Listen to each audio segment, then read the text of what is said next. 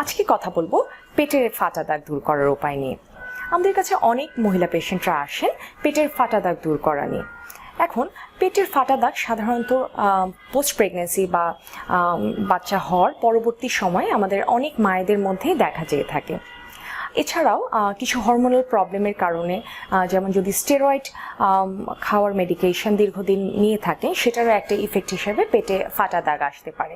এখন এই পেটের ফাটা দাগ দূর করার জন্য কি করা যেতে পারে? প্রথমে আমরা বলি যে পেটের ফাটা দাগ হচ্ছে পেটের যে স্কিনটা সেটার অত্যধিক স্ট্রেচ হওয়ার কারণে। অর্থাৎ একটি বেলুন যদি অনেক বেশি পরিমাণ বাতাস দিয়ে ফোলানো হয়, দেখা যাবে যে সেখানে একটা দাগের মতো পড়ে যাচ্ছে, মানে অত্যধিক স্ট্রেচ হওয়ার কারণে। তো এই পেটের দাগের যে প্রিভেনশন বা যাতে না হয় কিংবা কম হয়, সেজন্য একজন মাকে প্রেগনেন্সির সময় থেকে একটু যত্নশীল হলে ভালো। সেক্ষেত্রে উনি ব্যবহার করতে পারে যে কোনো ভালো তেল, যেমন অলিভ অয়েল তেল ইউজ করতে পারে, এমনকি নারিকেল তেলও ইউজ করতে পারে।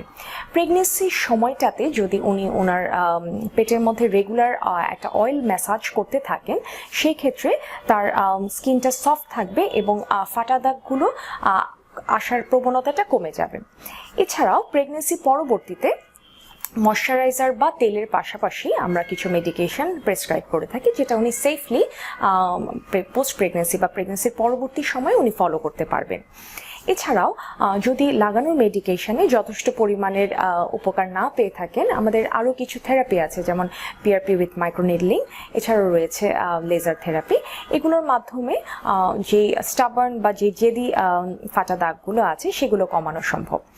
এছাড়াও আমরা সবসময় পেশেন্টদেরকে সতর্ক করি যে স্টেরয়েড সেটা খাওয়ার ওষুধের মাধ্যমে হোক কিংবা ইনজেকশনের মাধ্যমে হোক অথবা লাগানোর স্টেরয়েডই হোক না কেন, খুব সতর্কতার সাথে সেগুলো ফলো করা উচিত।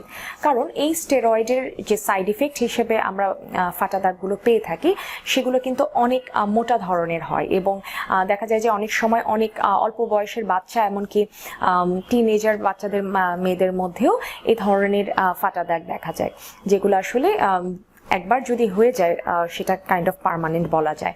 সো এই ভিডিওটা আশা করি সবারই উপকারে আসবে এবং ফাটা দাগের যে সমস্যাটা নিয়ে আমাদের রোগীরা ভুগে থাকেন, সেটার জন্য ওনারা সঠিক পরামর্শ পাবেন। ধন্যবাদ।